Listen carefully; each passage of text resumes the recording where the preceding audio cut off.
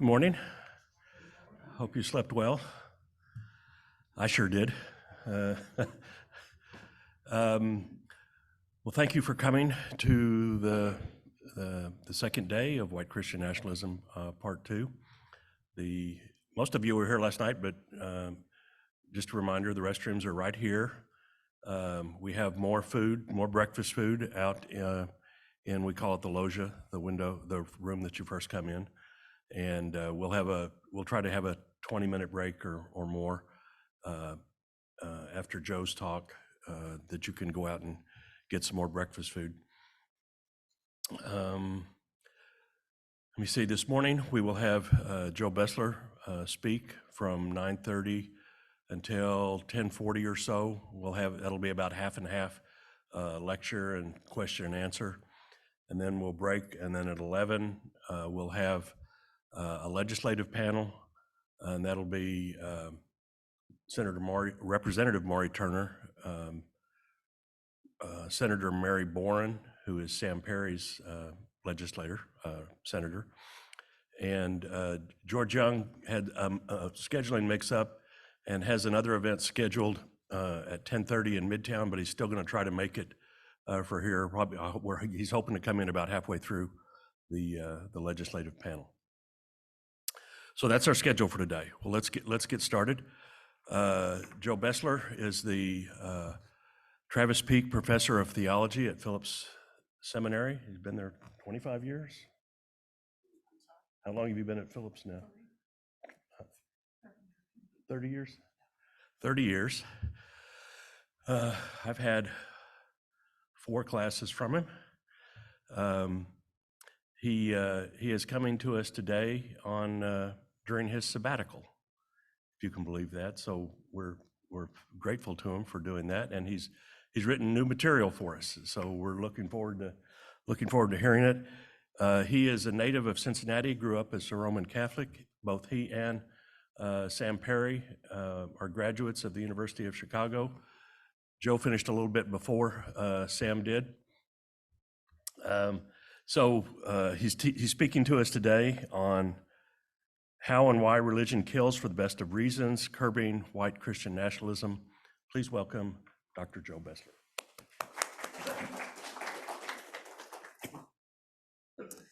Thank you, thank you, Don. It is a joy to be with you. I want to thank Don and Mary and all of you for the invitation to speak with you this morning.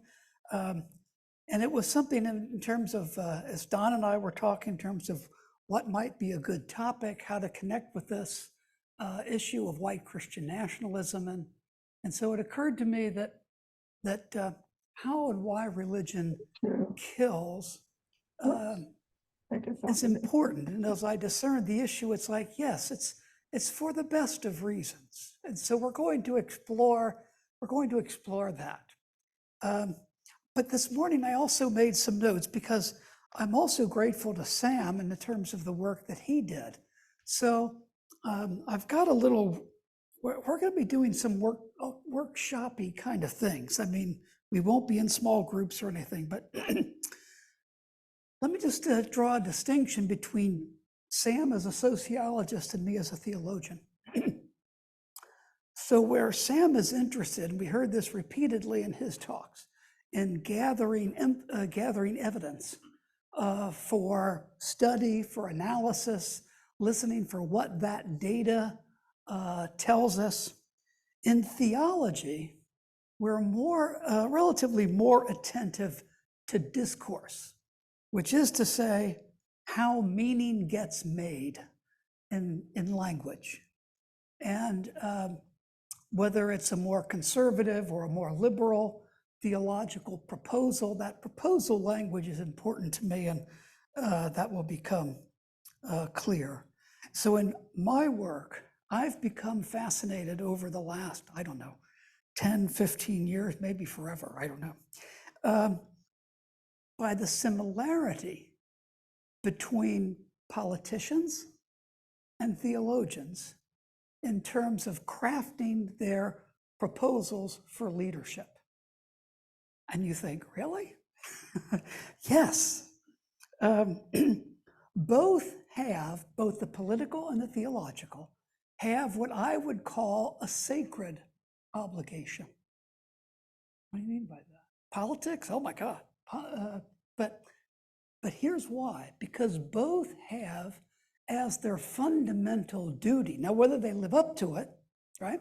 But their fundamental calling, their fundamental obligation is to craft a vision for the community of faith or for the national or local community, how to move forward into the future with hope, right? They share this. So in the talks with Sam, I'm sure you picked up his own sense of the intertwining of the religious and the political, the theological and the political.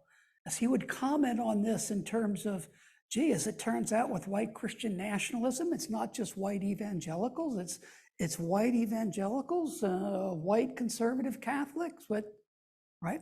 So he was saying even the political seems to be now dictating to the theological. So there's a dynamic here. And what I'm interested in is how that dynamic gets woven together. Okay, so there is, both have a sense of sacrality. We think of the nation's war dead.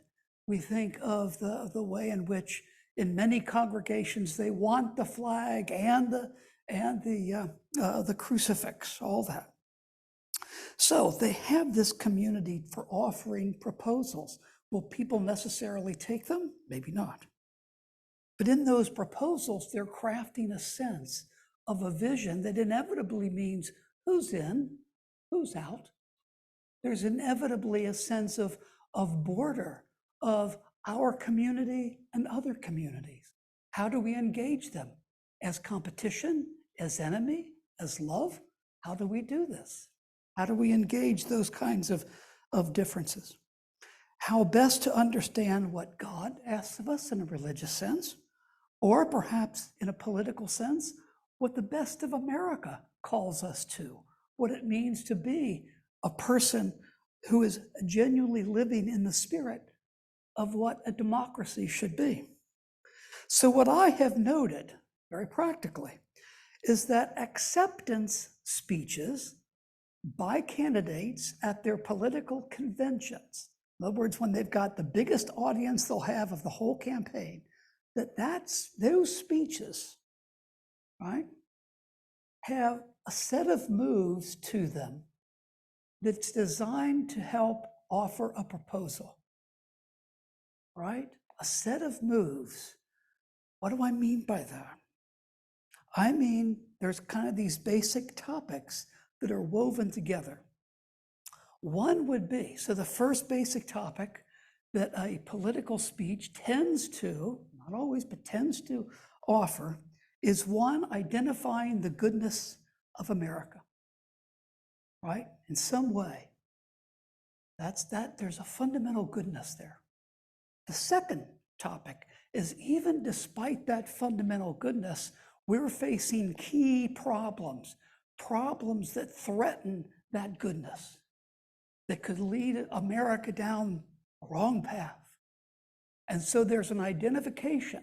The candidate risks an interpretation of what that problem is. And then, given that problem, there's a third move, and that is offering a proposed solution to the problem. And that proposed solution, right, will then also rescue that original goodness. And then, if you agree with the proposed solution, and you say, yes, I'm going to back this candidate, then the speech begins to lay out what the new renewed community will look like, right?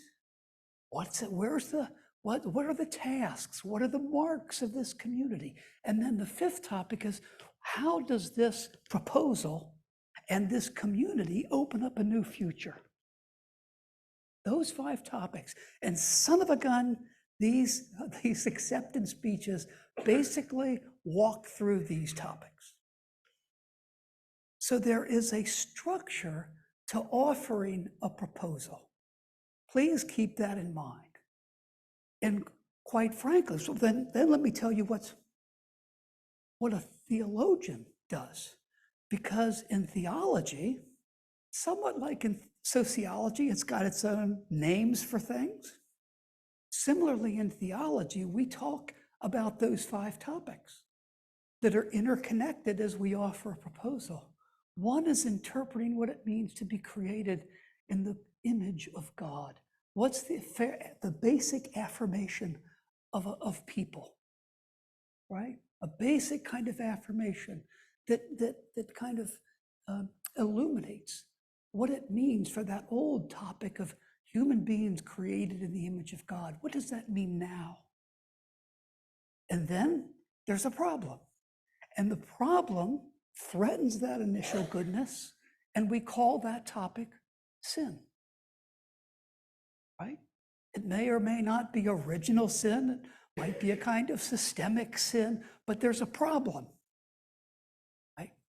And then there's a third topic. If that's the problem, what's the proposed solution? And so for the theologian, there's then an interpretation of what it means for Jesus as the Christ to be the proposed solution to the problem, and how Jesus as the Christ restores the initial goodness. That old text of Jesus as a second Adam, a renewal of the beginning. And then, if you accept the interpretation, the proposed solution in some way of Jesus as the Christ, then the next topic is the opening up of the renewed community. We call that the church. And what are the tasks of the church? Is it right belief? Oh, maybe it's right action. Right? So however you interpret one topic is going to shape how you interpret the other topics. And then that vision of the church, along with the proposed solution, because people are being asked to, are you going to accept this proposal? If you don't accept the proposal, in old Christian terms, you're going to stay stuck in sin, right? Good luck, sucker, right?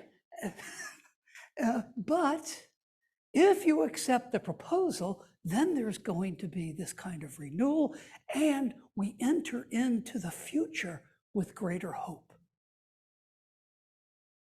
Okay, are you hanging with me?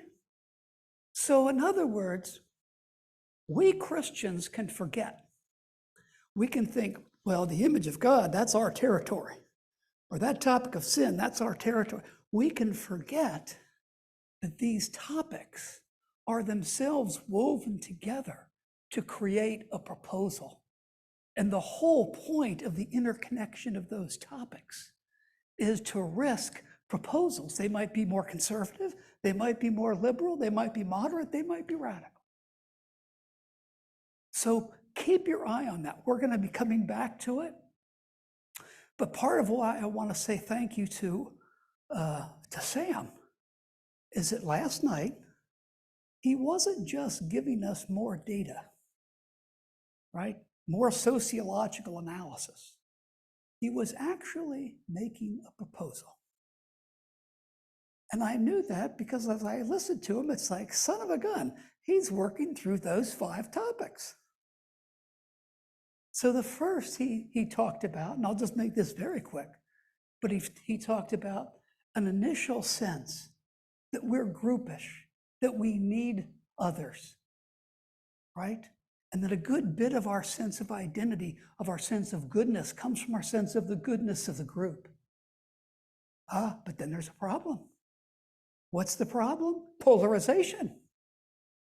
Polarization that now in this time threatens to become even worse because of this whole notion of sorting. We don't even have to go outside of our shells. We already know what's wrong with you people. We know what's wrong with them. They're not us, right? So we have this celebration of group identity that dismisses the other, that doesn't engage. And Sam could be quite preachy about that, right? He was downright preaching it. So if that's the problem, then he was even saying in his slides last night, if that's the problem, what's the solution? Bingo. What's the solution? Cross pressures. A fancy term for saying be in relationships that make you uncomfortable. Risk being uncomfortable. Risk being outside your circle. Risk that. That's behind his affirmation of public schools.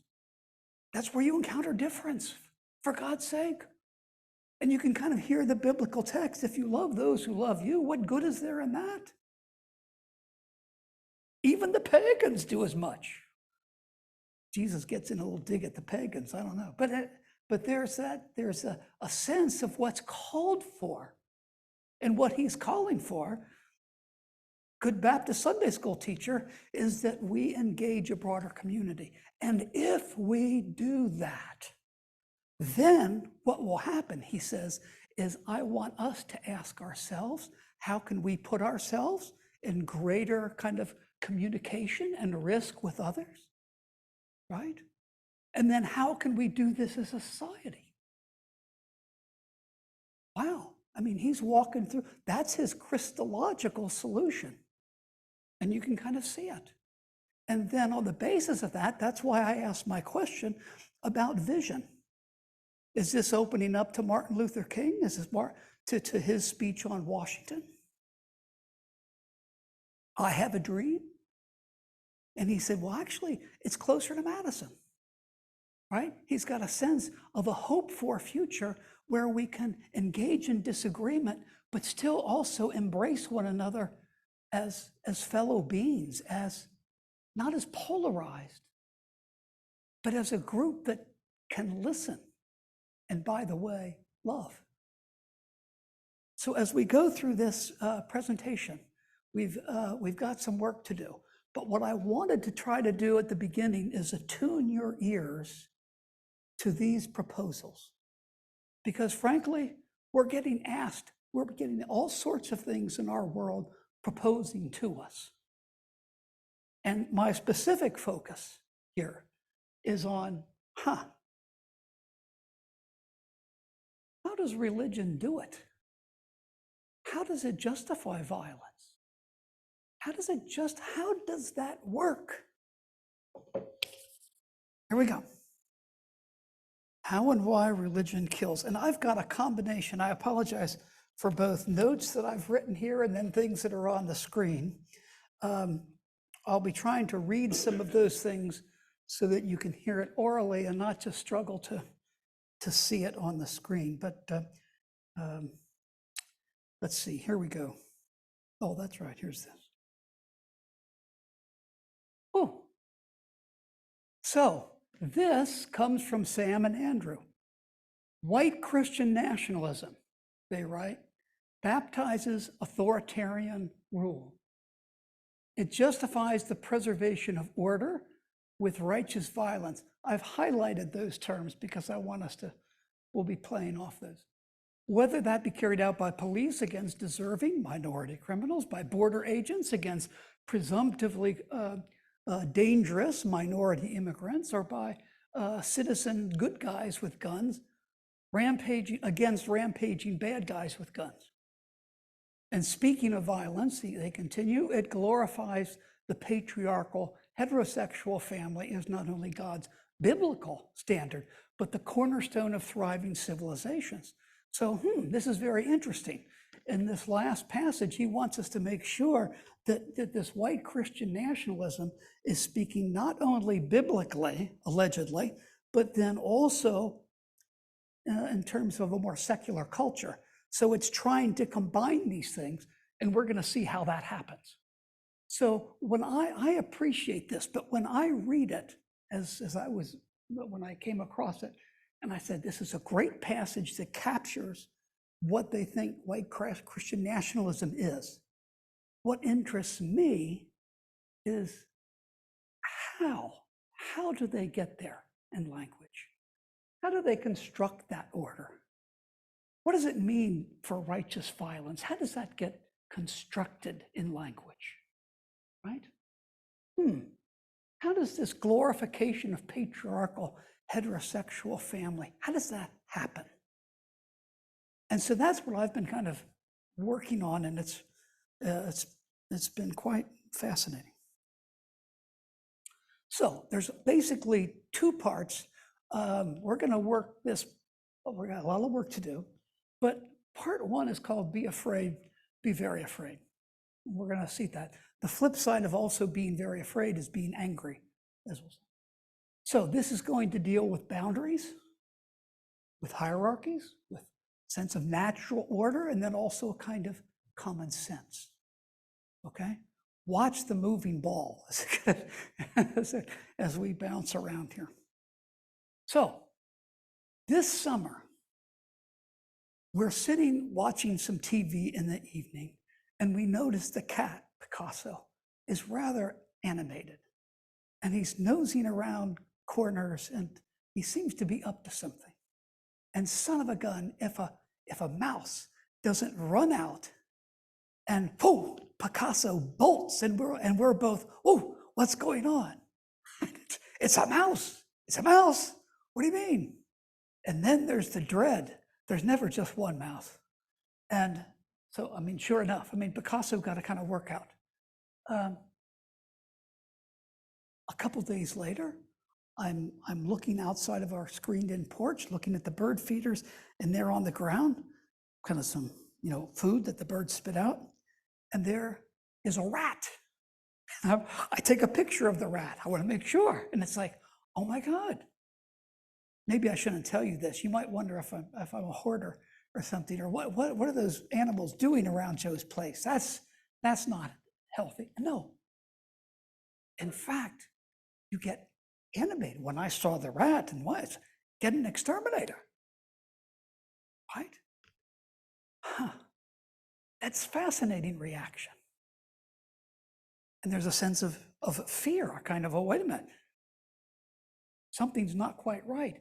Now I want us to think about this image of the house. Gaston Bachelard, wonderful French philosopher, wrote a book called On the House as a Primordial Image of Intimacy. It's a beautiful book. But I would say you can also see the house as a primordial image of security, right? And we see that sense of security in walls and roof that keep storms out, right?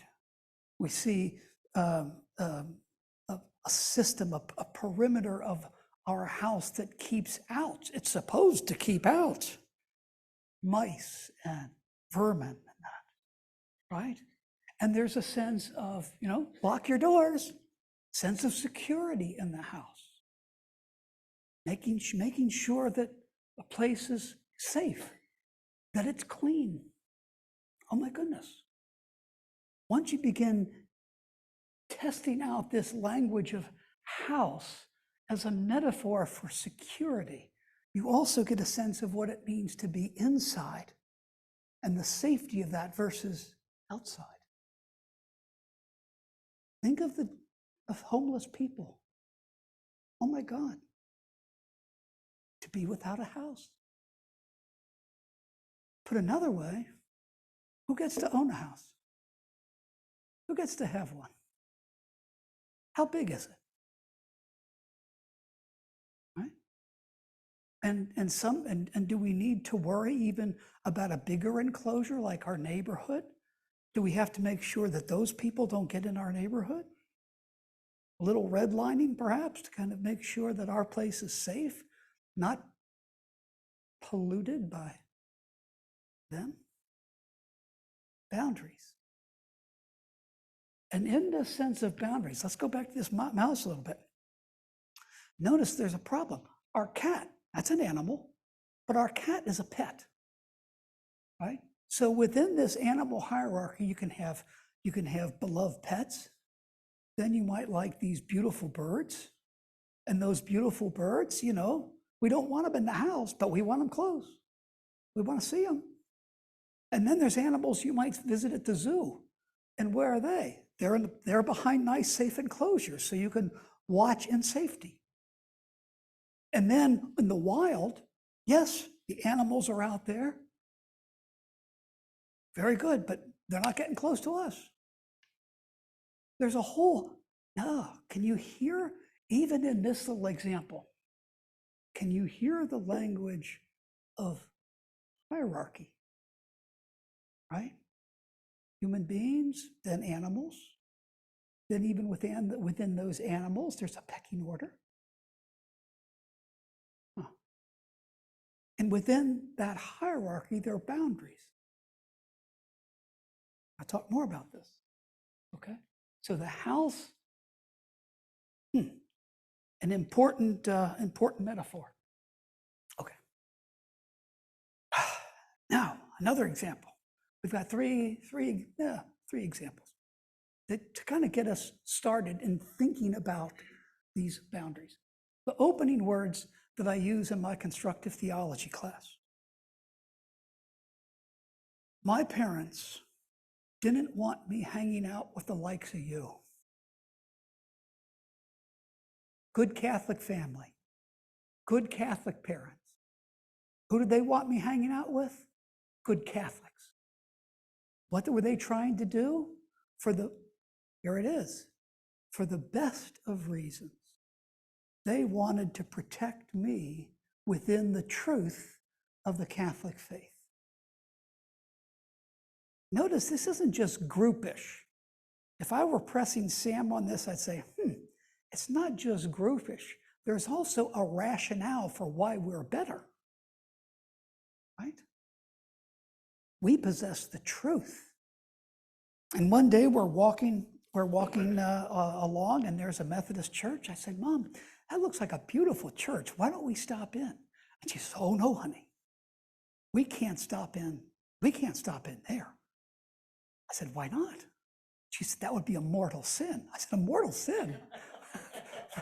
But yes, because it's a stepping away from truth. It would be like giving, so I do tell my students, I said, no, I bet some of your parents didn't want you hanging out with the likes of me either. But then I also say to them, imagine what my life would be, how narrow my life would be if I did not find a way outside of that box. So when do boundaries that are even given to us intentionally to protect us, when do those boundaries need to be more permeable or even let go? And what does letting go of some of those boundaries risk? Because the other thing I know in a constructive theology class is that some of those students are still being told by parents, by grandparents, by friends, by lovers, by spouses, that don't let seminary change you. In other words, keep what we poured into you. Keep that faith that's embedded in you. Don't go outside that circle. It's not just Catholics who can play this game, by the way. That was a big learning curve for me, right? We all can play that game. But my point in this classroom is I want you all to be open to learning. I want you to be open because it is a risking. And you can begin to hear Sam here as well. In this class, you're risking, both in ideas and in community with one another, you're risking some cross pressures, to put it in Sam's language. You're risking uncomfortableness in order to grow. So that's an example of, and again, it's a very homey example of the struggle between truth and heresy. The impurity. My mother didn't want to go inside that church, basically impure, because it's outside the truth, which is, oh, that's right, pure. Right? So I want you to, again, keep thinking in terms of these dynamics. Inside, protected. Outside, ooh, dangerous. Don't go outside of what you've been taught. Don't risk meeting people that don't look like you. Oh boy. Okay, here's how boundaries work. Here is the body as boundary, this third example. Do you know that 99%, I'm sure you've seen this advertisement, 99% of people over the age of 60 already have the shingles virus inside them. be afraid, be very afraid, right? Oh my God. And then it's wake up before shingles wakes up in you. Now, does shingles literally wake up? Was it literally asleep? No. This whole idea, though, that our bodies are a boundary and they should be healthy, they should be pure, right? And what that means is that, well, what is it when something's inside you and is corrupting you? Oh my God, get it fixed now. And before it happens, get the vaccination, which is what? Another boundary, right? Protect yourself. These are good things. You know, I was watching that commercial saying, God, I think I had shingles when I was 30. I wonder if I can catch it again. I better ask my doctor, right? So think about this. And then this, of course, opens up the really big word, yellow. Oh, not that one. The C word, cancer. Talk about being afraid. Be very afraid, right? And once you have it, be afraid, right? The C word, cancer. But now let's also, so just as a house can be a metaphor for a protected boundary space, right? Just as the body can. So also this is a continuation of that. But the metaphor that I really want to call attention to is, this word cancer has shown up in our politics quite a bit. Who is Senator Joseph McCarthy? Communism, he said, is a cancer on our society. So if you're a communist, are you no longer really human? Are you a cancer? We better get rid of you. If you're a cancer, we have to cut you out. The metaphor, the anxiety, the fear we fear with the actual physical disease ends up being transported to them, those communists. And we, by the way, it's such a danger. I mean, it's so imminent. We can practice some violence against those people. And especially if there are a few Hollywood folks, so be it. The end justifies the means. Right? Cancer is a life and death issue. What you need is a boundary, or you've got to cut it out. Once you've got it, you've got to cut it out. And so this boundary language, be it the body, be it a house, be it doctrine, oh my goodness, we're very susceptible to it. Perhaps because, as Sam says, we're groupish creatures. These boundaries we rehearse. But what if you're not really human? Like with the cancer word, or getting back to those mice. How did the Nazis speak of the Jews? As vermin. Think of how powerful that metaphor is. If you're vermin, you don't, our obligation for the best of reasons is to kill you, is to get rid of you. Vermin can't own property. We're going to take that from you. Vermin doesn't have rights. We're going to strip you of those. And to make sure we're identifying the right vermin, we're going to put badges on you to mark you that you have to wear, just to make sure that we're carrying out our cleansing in a proper way. And so you're reminded, vermin, of your shame. Pretty horrible. Of course, Hitler learned a good bit from the American practice of slavery, where again, the issue was in Supreme Court decisions. Slaves were not really persons, they were property. So once you're property, well, then we can use you. We don't have to admire, we don't have to respect, we don't really have to engage any sense of equality. No, no, no, you're beneath us. You are like a tool that we can use, that we, insiders, can use.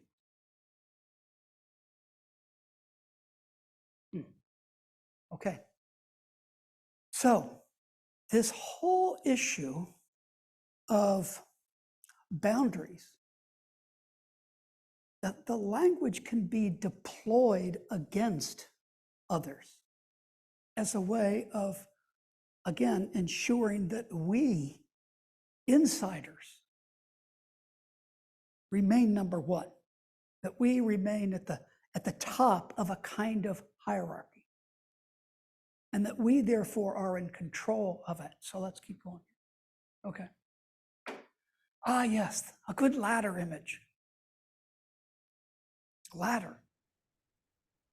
You know, it was Aristotle who, in discussing the whole question of nature and of the role of humanity in nature, he distinguished between human beings who have a rational soul and then animals that have a kind of a living kind of capacity to move themselves around. So they have an animal soul.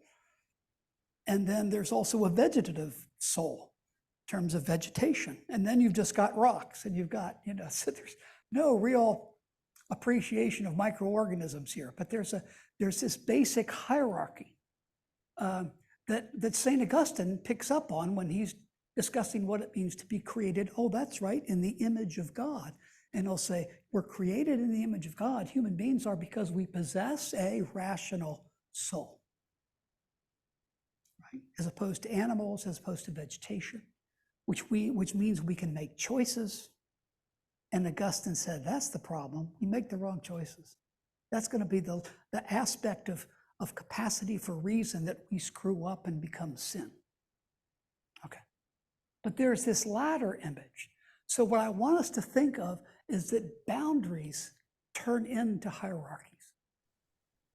Right? Okay. Boundaries generate hierarchies of how things ought to be.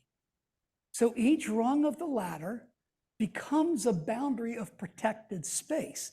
Think privilege, perhaps, in which upper levels control the lower, but the lower levels cannot reach up higher. For example, if the lower levels of society would rebel against the upper levels, that's a revolution. People have to be kept in their place.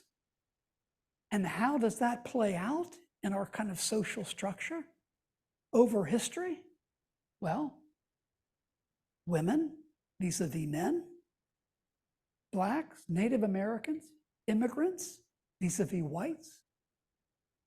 Nature has no claims on us. It's purely a tool.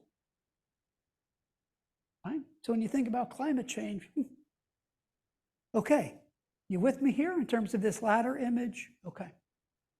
So in hierarchies, control is fundamental. It's fundamental to, I should put natural law in quotes, because by now I hope you're getting suspicious of any claim to natural law. It's like, who's natural law, right? Because there's power invested in these claims, right? So that's why it has to be pure control. Can't be violence. No. This has to be ordained. And that's where the Christian comes in.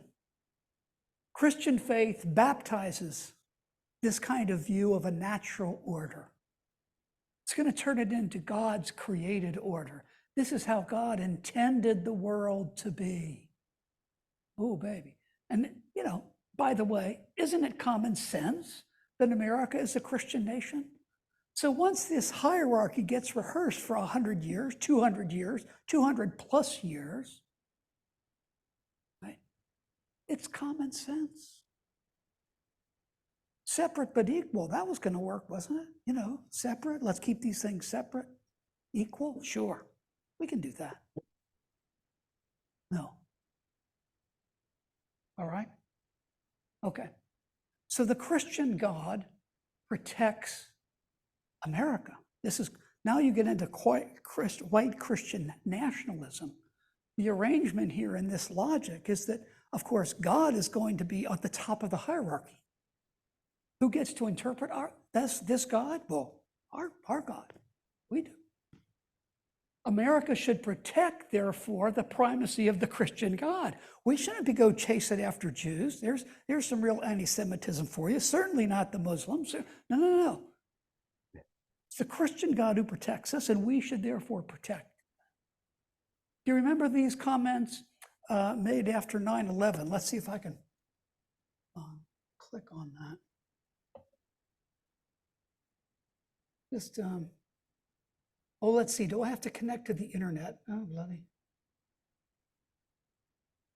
Sorry about that. Let's see. Got it. Edmund Trinity, can I use that? Is there a security key? A capital D? Lowercase?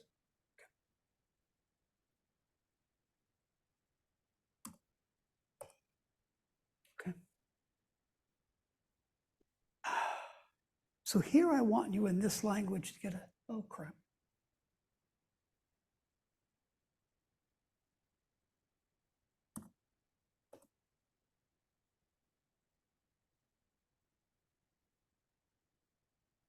Good.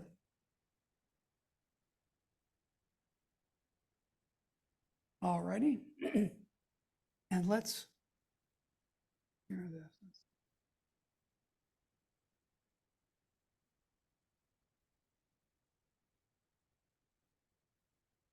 Come on.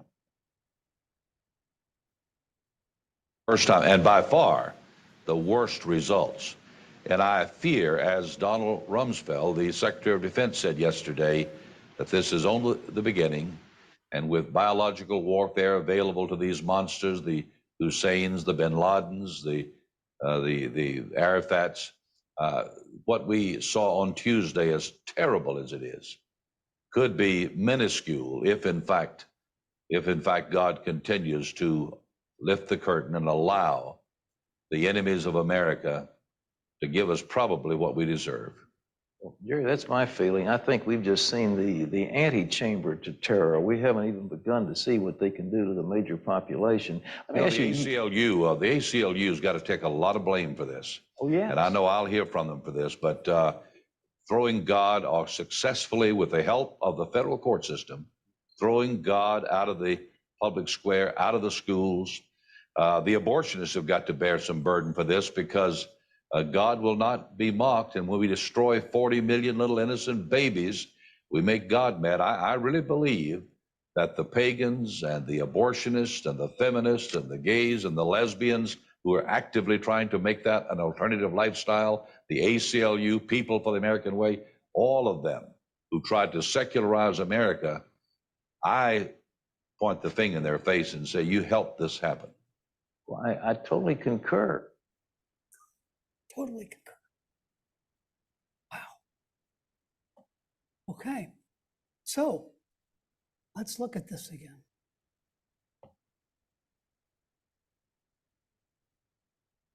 I don't know why that just.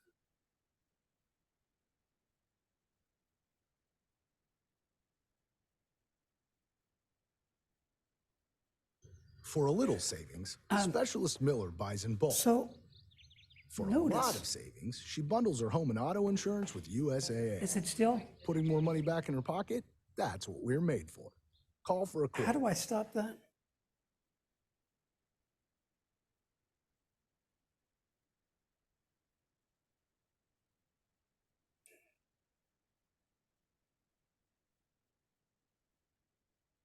Okay. So, what's going on there is somebody, like in Falwell's case,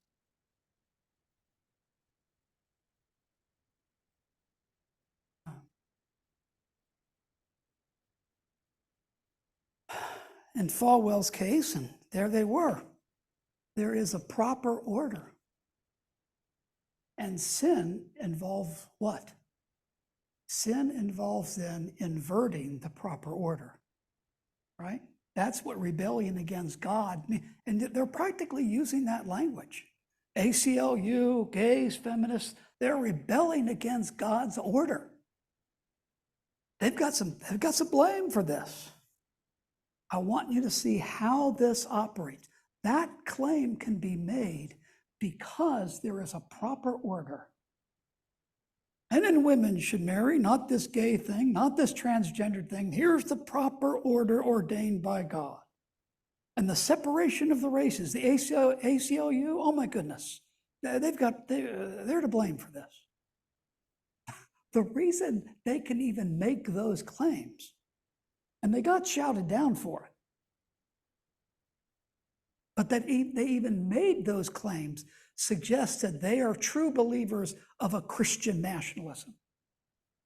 That you're not, when you stop listening to God's law first, even before the Constitution, then if you're not listening to God first, and you say, well, thank goodness we're past them. Well, good luck with that, because here we're going to listen to another text, if this will cooperate with me. Are we doing okay on time? All right.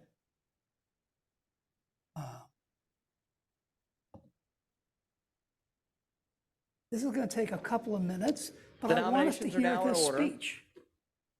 The chair now recognizes the gentlewoman from New York, Ms. Stefanik. Mr. Speaker Pro Temp, Madam Clerk, colleagues, on behalf of the House Republican Conference, I rise today to nominate the gentleman from Louisiana, Mike Johnson, as Speaker of the People's House.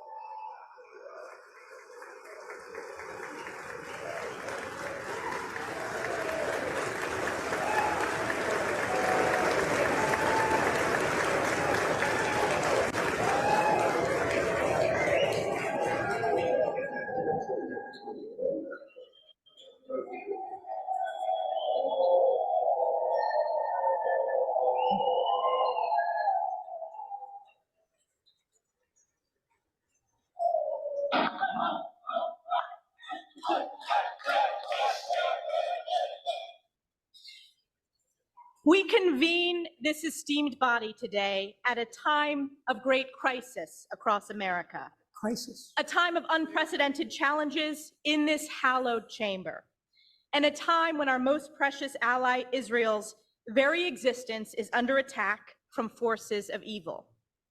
Yesterday, our dear colleague, our former conference chair, our chair of Energy and Commerce, Cathy McMorris Rodgers, nominated Mike Johnson in our conference.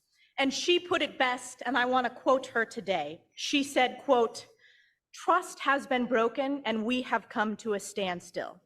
How do we restore trust between members, leadership, and ultimately between Congress and we, the people?" That's the problem. Cathy went on to say, "There's a sense that it cannot be business as usual." Crisis.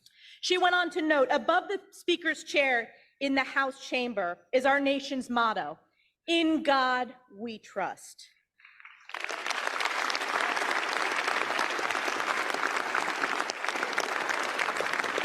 Standing ovation.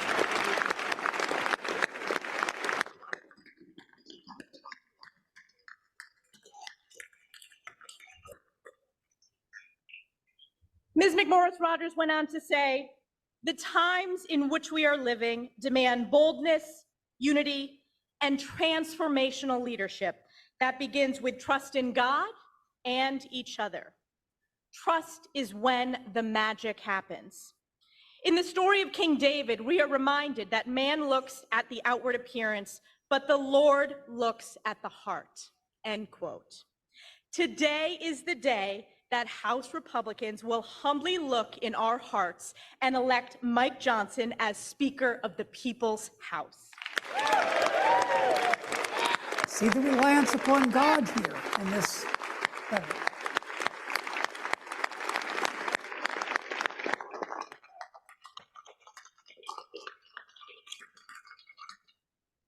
A man of deep faith, Mike epitomizes what it means to be a servant leader. A deeply respected constitutional lawyer, Mike has dedicated his life to preserving America's great principles of life, liberty, and the pursuit of happiness. Mike is a titan on the Judiciary Committee and a dedicated member of the House Armed Services Committee. And as vice chair of our conference, he has united all of our members to speak clearly and boldly on behalf of the American people. A friend to all and an enemy to none, Mike is strong, tough, and fair, and above all, Mike is kind. And at this very moment, this Republican conference knows that we live in perilous times and the American people are hurting. Families are struggling under the pain of inflation caused by reckless far-left spending, unable to afford groceries, heat, or gas. You get the sense of We it? have an inhumane open border with There's millions another illegally Bible quote smuggled and coming, but- trafficked, and tens of thousands of children lost in the chasm of the incumbent.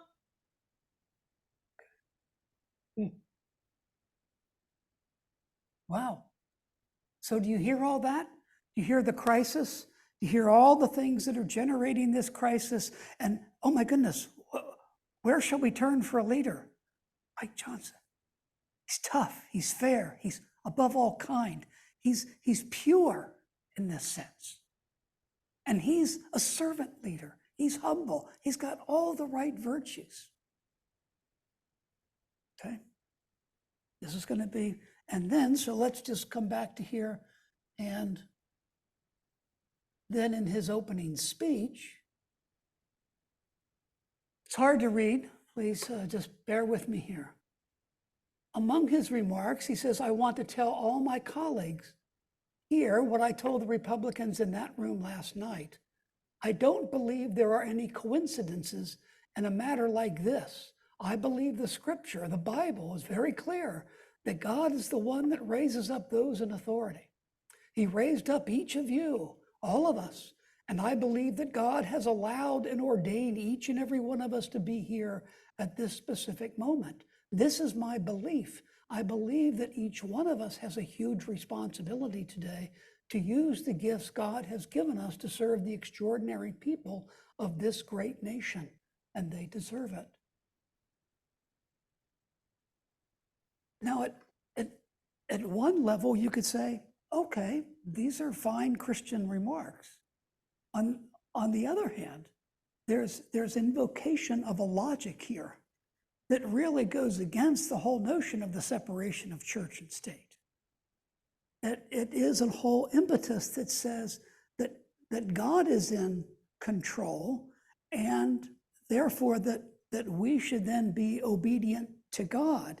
And therefore, we should really go after the ACLU, like with Jerry Falwell. We should really go after gays and lesbians. We should really go, again, there's an authorization to correct the sin that has upended the true norm, right?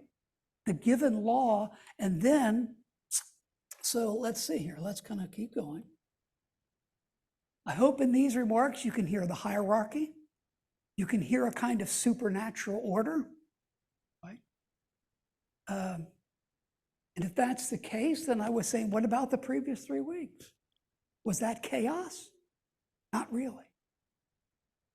It was really God's winnowing of the old and then bringing forth Mike Johnson to lead us. That's how that logic gets played out. There's no problem there. There was no, real mix-up. It was God's work. And that kind of makes Mike Johnson hard to disagree with. I mean, oh my goodness, if he's the hand of God at this moment in time, we really ought to fall in line behind him because, he's in line behind right behind God. There, where I would press, I think, Sam, is that one does have to be and to think about accountability for one's rhetoric and the way in which some people get included and others excluded. And who gets included? Who's in that correct order? And then what does that justify to those who are outside of that order? So part two, and again,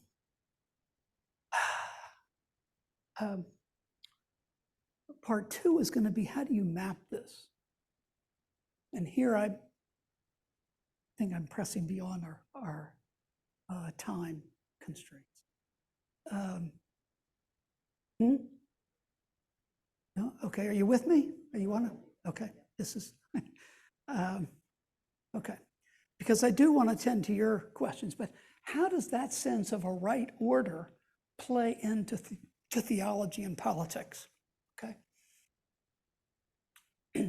Here's how it does. Remember when I was rehearsing these 5 topics?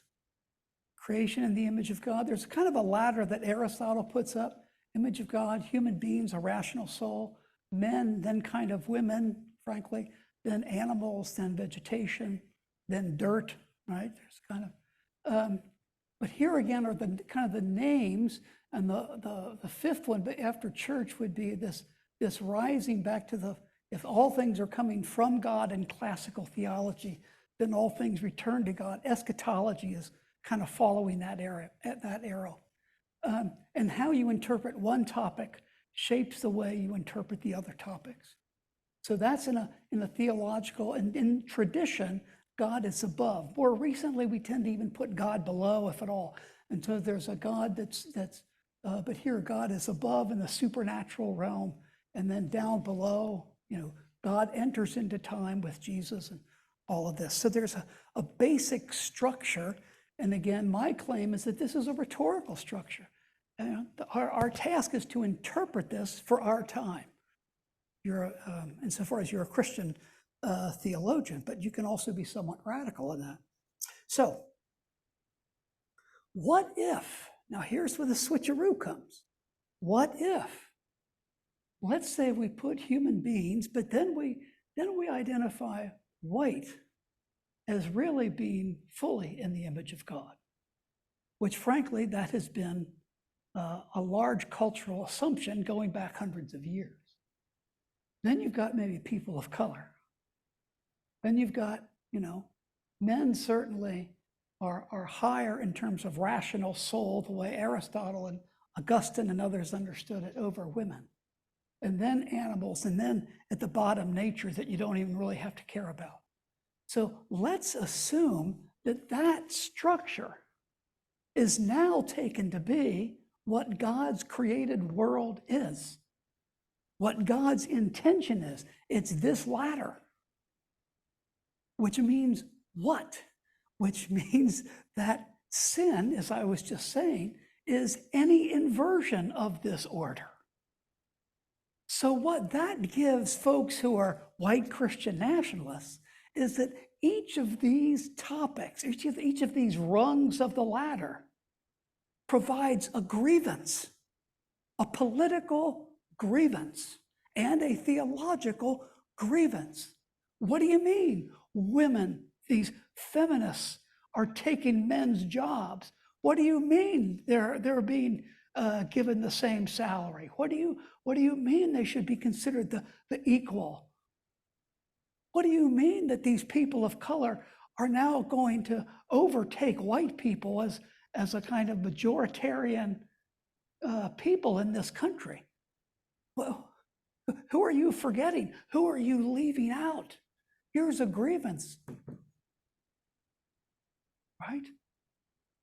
Against gays and gay and lesbians. Again, this is God's natural order, isn't that? No, God's natural order is this.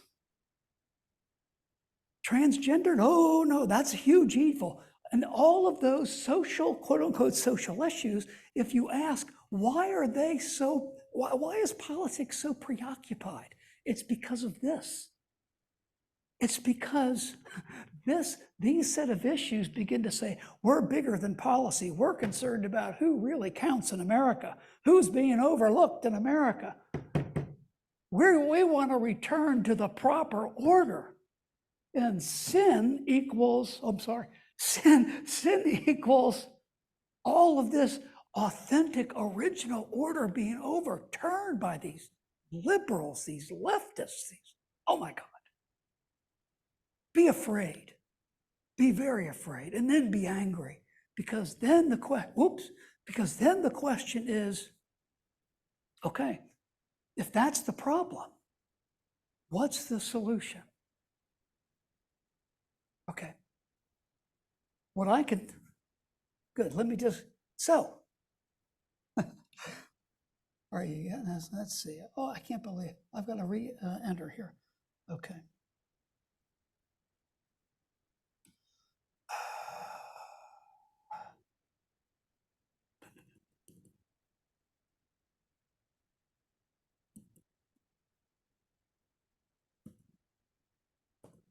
Oh, for crying out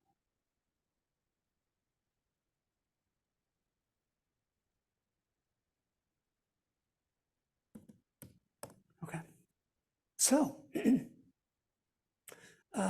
real quickly,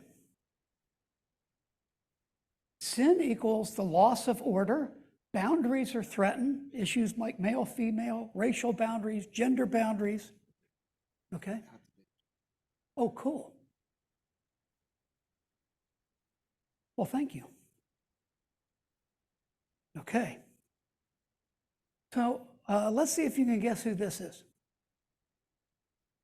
Nearly 180,000 illegal immigrants with criminal records ordered deported from our country are tonight roaming free to threaten peaceful citizens. The number of new illegal immigrant families who have crossed the border so far this year already exceeds the entire total from 2015. They are being released by the tens of thousands into our communities with no regard for the impact on public safety and resources. One such border crosser was released and made his way to Nebraska. There he ended the life of an innocent young girl named Sarah Root. She was 21 years old and was killed the day after graduating from college with a 4.0 grade point average, #1 in her class. Her killer was then released a second time, and he is now a fugitive from the law. I've met Sarah's beautiful family, but to this administration, their amazing daughter was just one more American life that wasn't worth protecting. One more child to sacrifice on the altar of open borders. Who do you think that might have been? Donald Trump. If you thought Donald Trump, you were right. And this is pretty much close. This is from his 2016 acceptance speech, right? Accepting the nomination of the Republican Party, right? And he focuses in many ways on this issue, right? Because again, this indicates that the natural order of protection by boundaries is being violated. And this administration doesn't care. I care. We're going to set things right. So that's that's how the appeal there works. Right. So if sin is the problem, and that involves inverting the order of creation, God's order, then the natural or even supernatural order ordained by God, then what does the proposed solution look like? Namely, the urgency to restore order. We don't have a minute to spare. We've got to act. So let's look at a few texts. I'm thinking we're not going to have to look at those few texts because I think you've already got it. I think you have the sense. And what's interesting, let me just see, I might pick out one of them. Because of, here's a guy who works as a big vice president, a big guy for the ADA, which is the conservative Christian legal group. And here he is. This is This is captured and snuck out, and this is part of a Terry Gross interview. And this Jeffrey Van Trilla, this is what he was overheard or recorded saying to a group that he was teaching, right? And he's teaching about the law. And he says, Jesus Christ is Lord. That's a first and final assertion Christians make about all reality, including politics.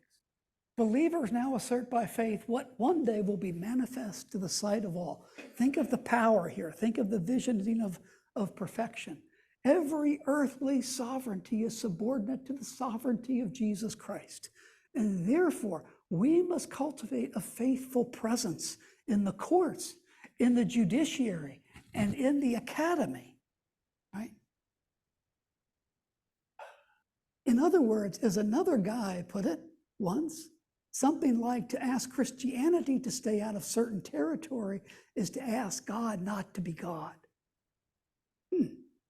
If he, in fact, is the sovereign Lord, we must champion these things. Champion good law, Christian law.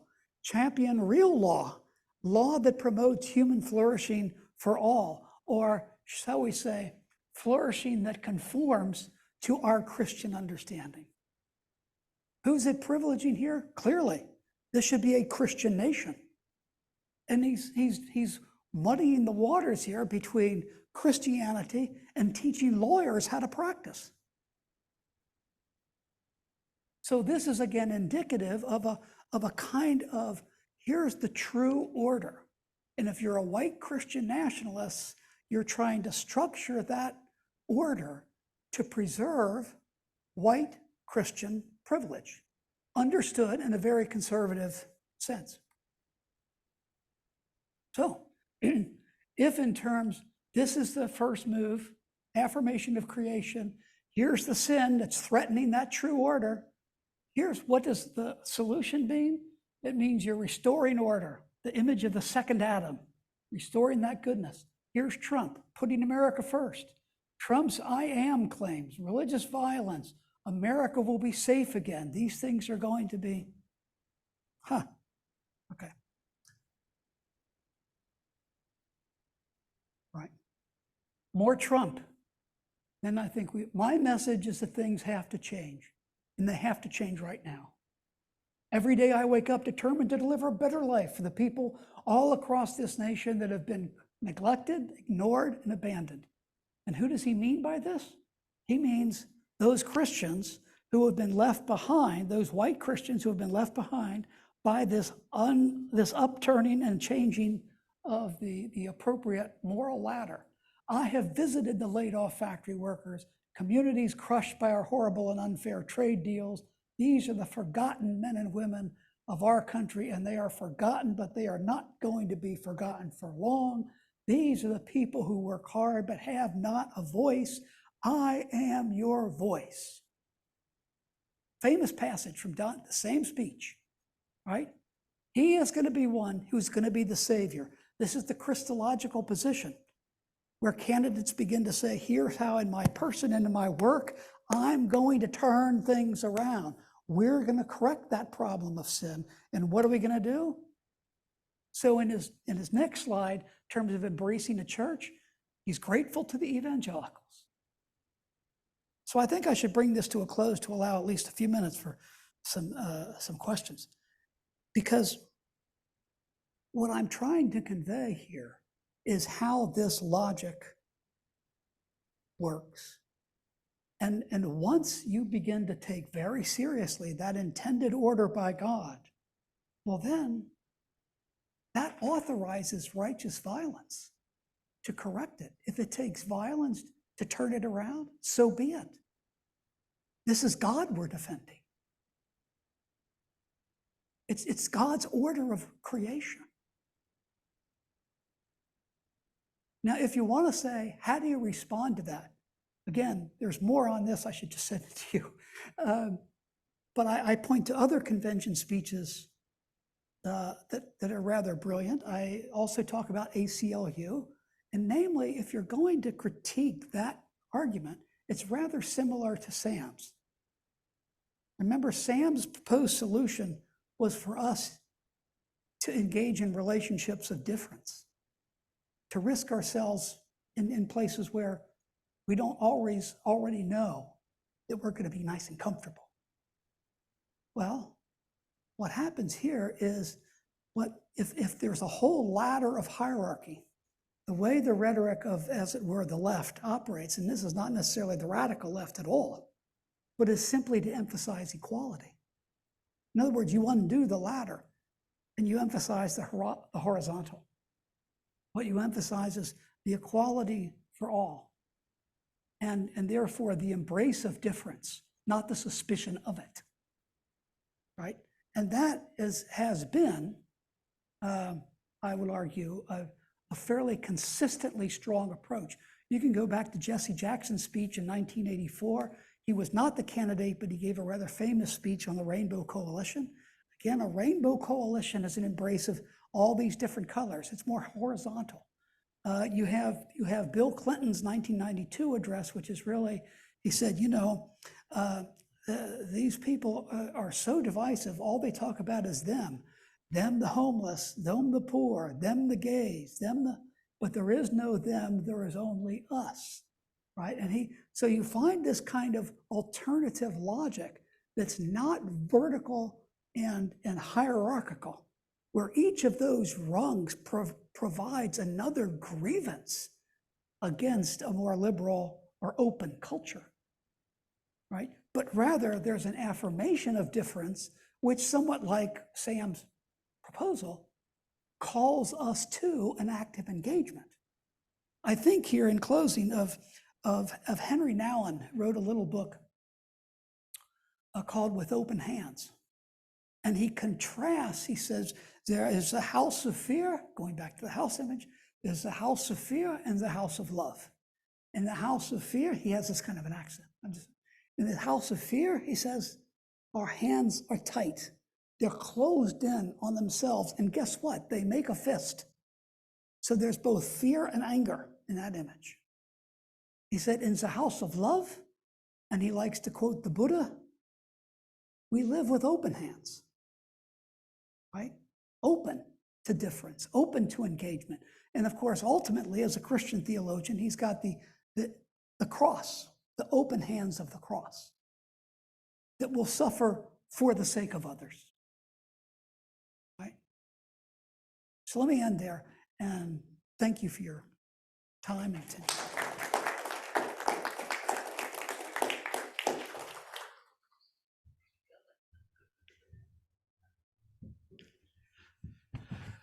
Okay, let's have questions. I don't know how long we'll do it, but we'll do it for a while. Anybody have a question they'd like to ask Sam? If you'd. You're a Democrat.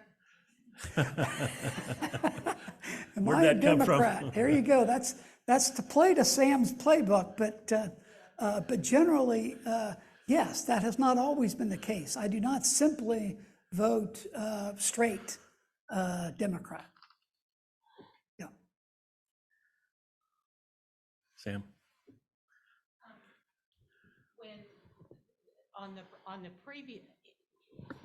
in the previous gathering we had, I talked with Sam about a book I had just read that had great impact on me regarding the Christian Nationals, written by Kathleen Stewart out of DC.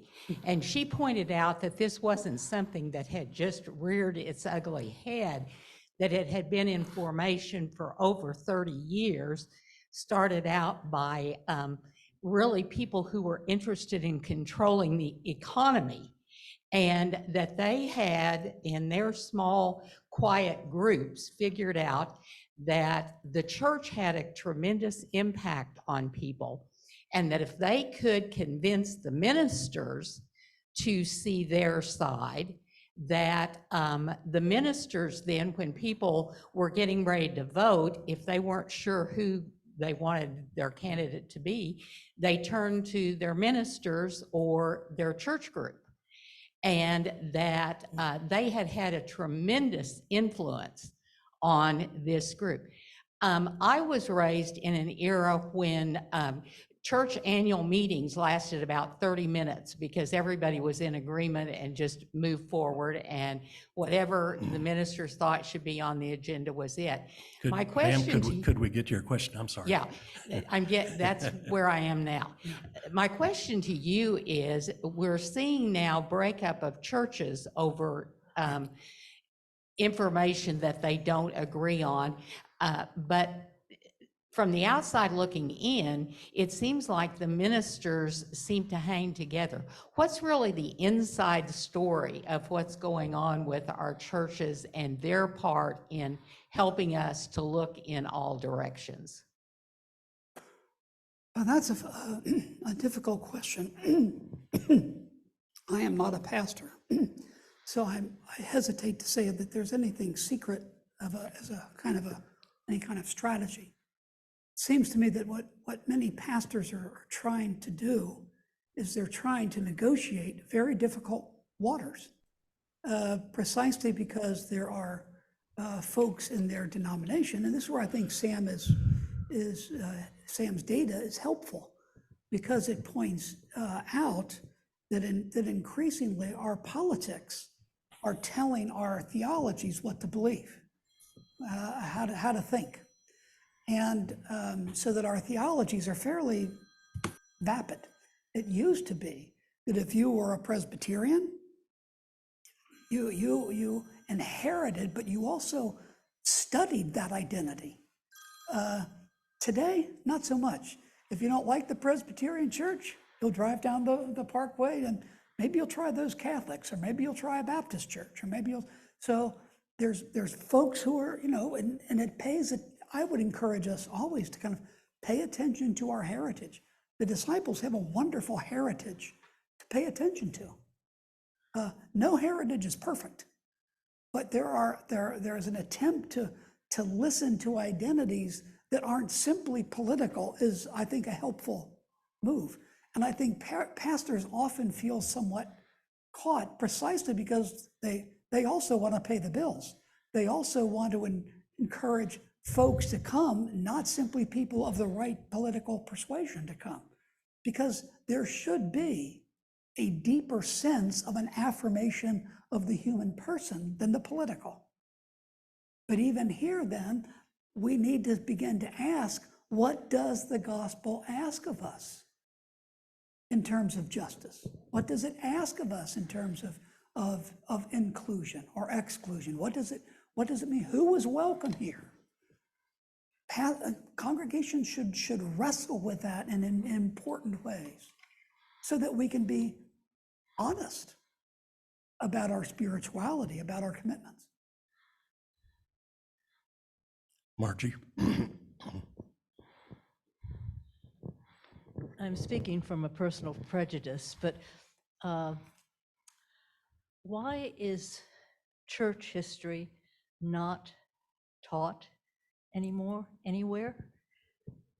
Because I'm Catholic.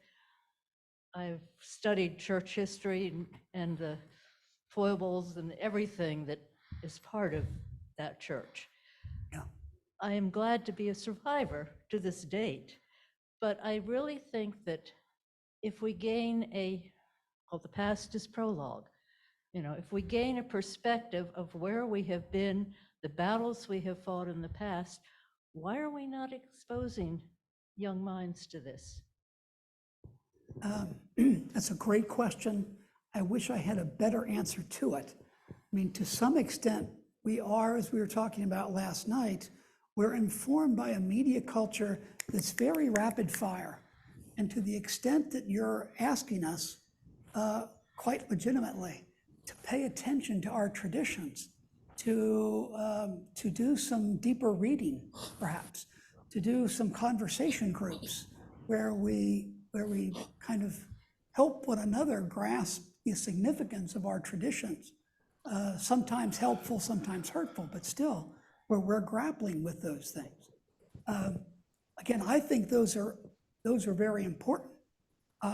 For a lot of pastors who have tried that, and they've opened that and they've said, we're going to meet on Tuesday night at 7, and nobody shows up, it's like, well, let's try for week 2 and see if anybody, So, so partly we have to develop a sense of where our traditions matter.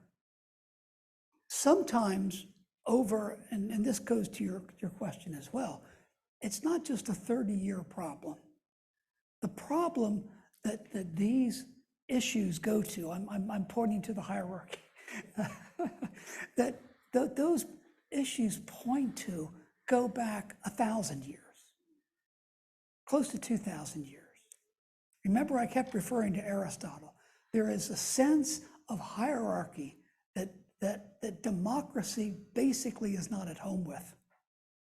And democracy pushes us towards inclusion. It pushes us towards a sense of equality. That's not even within the church. The church is catching up with that.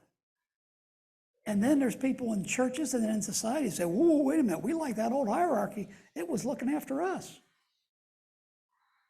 So what does it mean then so that it's very really the case that these issues have been around. And if you go back in terms of race issues, Democrats were the problem, Southern Democrats, right? So it's not as if you've got these totalizing party structures. No. Parties can get things horribly wrong. In terms of, I do have an article in the little book from Westar, from Polbridge, Theology in the Age of Trump, where I do trace some of the issues within the Republican Party, because the Republican Party has been coming apart, and where I trace some of those issues back into late 50s, 1960s, some of those times. So I try to provide some history of that. Yeah.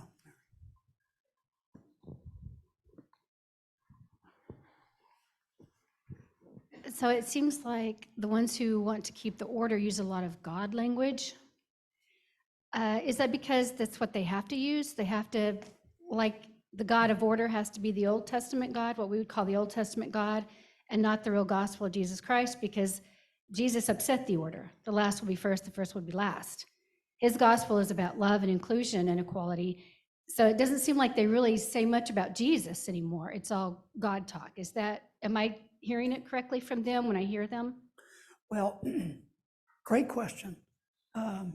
Takes a little while to unpack some of the strands of that, but one of the reasons I use the Ventrella quote is because he clearly puts Jesus Christ's sovereignty. In other words, this is a Christian, this is a white Christian nationalism. He doesn't want to simply put God there, although, frankly, as you heard say in the Jerry Falwell, God is assumed to be a Christian God, right? I mean, see, that assumption is there. But God is also the all-powerful one. So in some sense, Christ then is the embodiment of this. So there's some play in the wheel there. I wouldn't want this discourse to become anti-Semitic. So Jesus, for example, when he is being something of a revolutionary, it's as much, if not more, aimed at the Roman Empire in terms of his discourse, and not simply against, and certainly in no way against Judaism, because there is no Judaism yet. There is no official body there. So I would keep that caveat in mind. But I thought the Ventrella quote is instructive because, it's Jesus Christ's sovereignty. He wants to make sure it's God and Christ, because that's what gives you the distinctive Christian emphasis. Why don't we have one more question? It's almost 11 o'clock.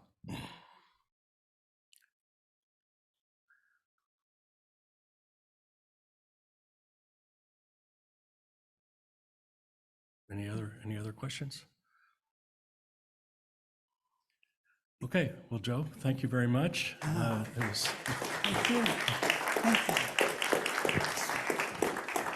It was engrossing. I just got a call that one of our legislators is running late anyway. So we'll go out and take a break. And let's say we'll break until 11:20.